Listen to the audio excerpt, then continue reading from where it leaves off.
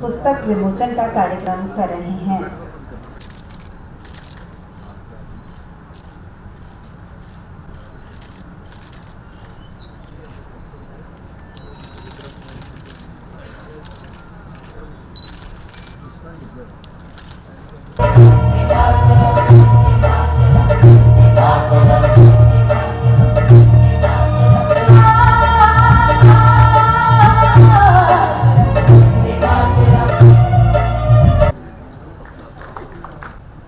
Franklin ने लिखा था कि यदि आप खूब लड़ी मर्दानी है तो झांसी वाली रानी थी।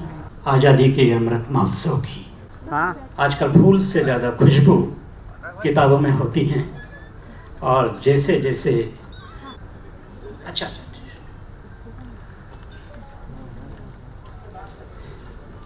प्रारंभ हो चुका है।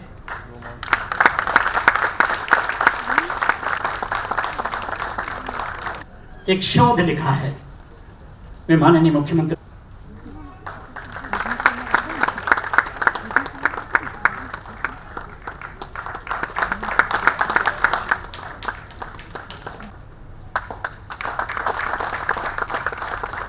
इस किताब में एक शहीद के बारे में, छोटी रचनाओं, खंड काव्य के रूप में आपने हर एक का चित्रण किया है। आज बच्चों को यह बताने की जरूरत है, हजारों क्रांतिकारी साथी हंसते हंसते फांसी के फंदों पे झूल गए थे, और जब फांसी के फंदा चूमने जाते थे तो डर से उनके पैर नहीं कांपा करते थे। उनके एक हाथ में गीता होती थी, उनके मुंह से भारत माता की जय के उद्घोष निकलते थे, और उनके हृदय में दृढ़ संकल्प होता था। वो भगवान से प्रार्थना करते थे कि हे भगवान, मरने के बाद हम फिर से जन्म लें, इसी भारत भूमि पे जन्म लें, और तब तक पैदा होते रहे और मरते रहें जब तक कि ये देश स्वतंत्र ना हो जाए, भारत माता आजाद ना हो जाए।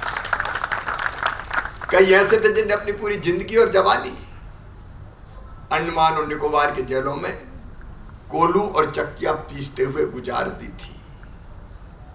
खोल दिए थे अपने सीने अंग्रेजी संगीतों के सामने, और अपने गर्म गाढ़े और लाल रक्त से भारत की भूमि को, भारत की माटी को पवित्र किया था। उनके त्याग, उनकी तपस्या और उनके बलिदान के कारण हमारा देश स्वतंत्र हुआ। मन में कई बार पीड़ा होती है, तकलीफ होती है। आजादी के बाद, उस समय जब हमें आजादी का इतिहास बच्चों को पढ़ाया गया,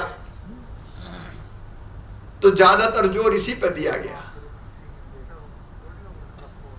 हमें आजादी महात्मा गांधी जी ने दिलवाई, पंडित जवाहरलाल नेहरू जी ने दिलवाई, इंदिरा जी ने दिलवाई, बापू विश्व बंद है। उनके योगदान को कोई अस्वीकार नहीं कर सकता। बापू को हम प्रणाम भी करते हैं, लेकिन एक कसक तो उठती है, एक टीस तो उठती है। हम भूल गए मंगल पांडे को, हम भूल गए नाना साहब पेशवा को, हम भूल गए तात्या टोपे को, हम भूल गए रानी लक्ष्मीबाई को, जिन्होंने कह दिया था कि मैं अपने खून की अंतिम बूंद दे दूंगी, लेकिन प्राणों से प्यारी झांसी नहीं दूंगी। हम भूल गए अमर शहीद कुंवर सिंह जी को, हम भूल गए बहादुर शाह जफर को। रंगून के जेल में बहादुर शाह ने भी लिखा था जफर से, कितना बदनसीब है जफर कि दफन के लिए 2 गज जमी भी मिल न सकी कुएं यार में। हम भूल गए वासुदेव बलवंत फड़के को, लाला हरदयाल को, हम भूल गए रानी अवंतीबाई को, हम भूल गए बिरसा भगवान को, हम भूल गए रघुनाथ साह को, शंकर साह को, हम भूल गए टंट्या भील को, हम भूल गए भीमा नायक को, हम भूल गए खज्जा नायक को, हम भूल गए बादल भोई को, हम भूल गए राणा बख्तावर सिंह को, हम भूल गए ठाकुर रणवत सिंह को, हम भूल गए लाल बाल और पाल की जोड़ी को। लोकमान्य तिलक ने कहा था कि स्वराज मेरा जन्म सिद्ध अधिकार है, और मैं उसे लेकर रहूंगा। हम भूल गए चाफेकर बंधुओं को, एक नहीं तीन तीन भाई। हम भूल गए सावरकर बंधुओं को, जिस सेलवर जेल की बात रघु जी कर रहे थे, वो कोठरी काल कोठरी में भी देख के आया हूं। हाथों में हथकड़ियां, पांव में बेड़ियां, लेकिन जो मिला उसी टुकड़े पे दीवार पे लिख दिया था भारत माता के लिए, सावरकर जी ने बेड़ी बजा बजा के तेरा भजन करूंगा। कितने क्रांतिकारी। मैं भी किताब में उधम सिंह जी का मैंने नाम देखा। जलियांवाला बाग, जनरल ओडायर निर्दोषों के रक्त से जो शांतिपूर्ण आजादी के लिए सभा कर रहे थे, भून दिए गए। जलियांवाला बाग की भूमि देशभक्तों के रक्त से लाल हो गई। कुआं को देखो और जाके, कुआं लाशों से पट गया। छोटा सा बालक उधम सिंह लहू से सनी माटी को उठा के उसने कसम खाई थी कि जनरल ओडायर, जब तक तेरे सीने में पिस्तौल की 6 की 6 गोलियां नहीं उतार दूंगा, मैं चैन से नहीं बैठूंगा, अपमान का बदला लूंगा। और ये संकल्प इंग्लैंड में जाके बरसों के बाद पूरा किया। आप जानते हैं, बरसों तक इंग्लैंड की खाक छानी, छोटे छोटे काम किए। घोड़े पे खुर्रा फेरने का काम करता था उधम सिंह। और जिस दिन मौका मिला, पिस्तौल की सारी गोलियां जनरल ओडायर के सीने में उतार दिया। भारत माता की जय कहकर फांसी के फंदे पर चढ़ा।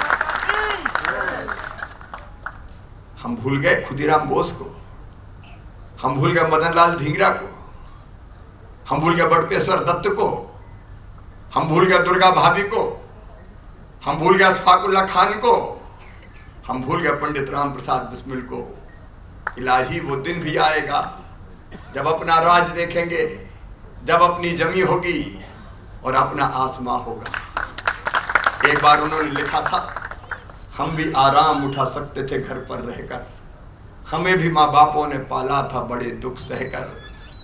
लेकिन दूसरे क्षण ही कहा, सरफरोशी की तमन्ना अब हमारे दिल में है, देखना है जोर कितना बाजुए कातिल में है। वक्त आने दे बता देंगे तुझे आसमां, हम अभी से क्या बताएं क्या हमारे दिल में है।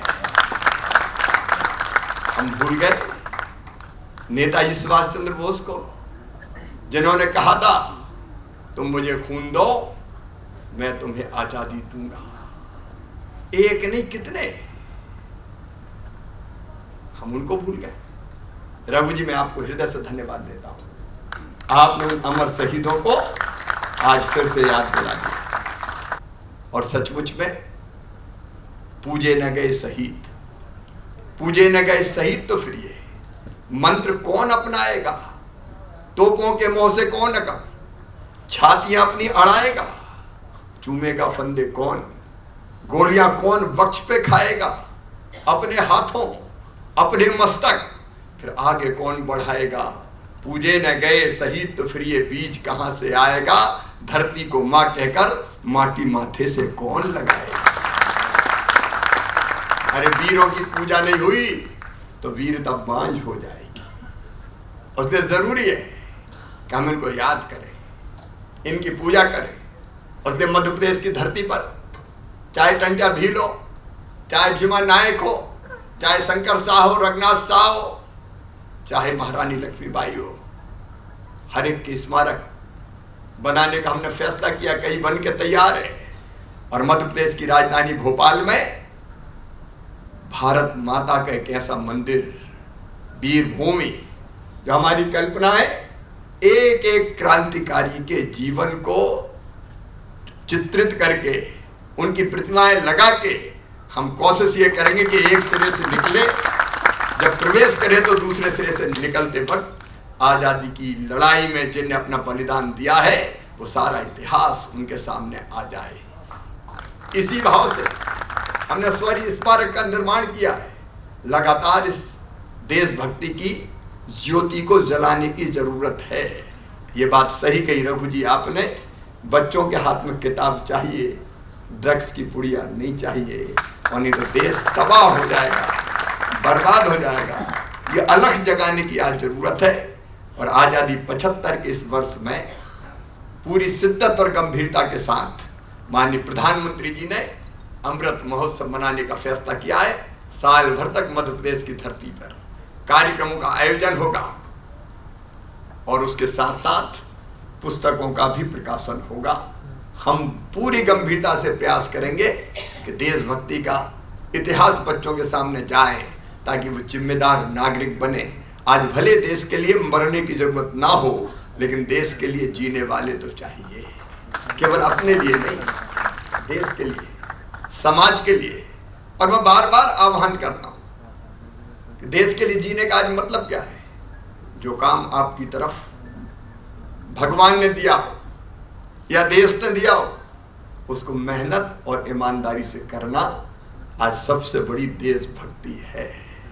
विद्यार्थी ढंग से अध्ययन करे, शिक्षक ठीक से पढ़ाए, डॉक्टर ठीक से इलाज करे, इंजीनियर पुल पुलिया सड़क बनाए, लेकिन सीमेंट की जगह रेता ज़्यादा नहीं मिलाए। सरकारी कर्मचारी और अधिकारी ईमानदारी से काम को अंजाम दे, नेता हवाला घोटाला और बेईमानी ना करे, कर्मठता से जनता की सेवा करे। यही देश के लिए जीना है। और हम एक एक काम और अपने लिए तय कर सकते हैं। मैं रोज एक पेड़ लगाता हूं, इसलिए कि जलवायु परिवर्तन के खतरे से हम सबको अवगत करा के अपनी धरती माँ को बचाने का काम कर सकते हैं। हम नशा मुक्ति अभियान में भाग ले सकते हैं। कई बार जब ऐसी घटनाएं पड़ते हैं कि बेटियों के साथ आज भी दुराचार होता है, तो आत्मा कांप जाती है।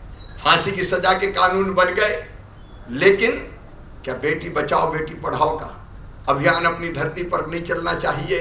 स्वच्छता का अभियान हो, और ज़्यादा से ज़्यादा कुछ नहीं कर सके तो कोरोना के प्रोटोकॉल का पालन ही कर लो भैया, कम से कम खुद बचो तीसरी लहर से। ये जिम्मेदारी का भाव, यही देशभक्ति है। ऐसे दौर में जरूरत है सद साहित्य की, देशभक्ति के साहित्य की, और वो काम आप कर रहे हैं, इसलिए आपका अभिनंदन, बहुत बहुत धन्यवाद।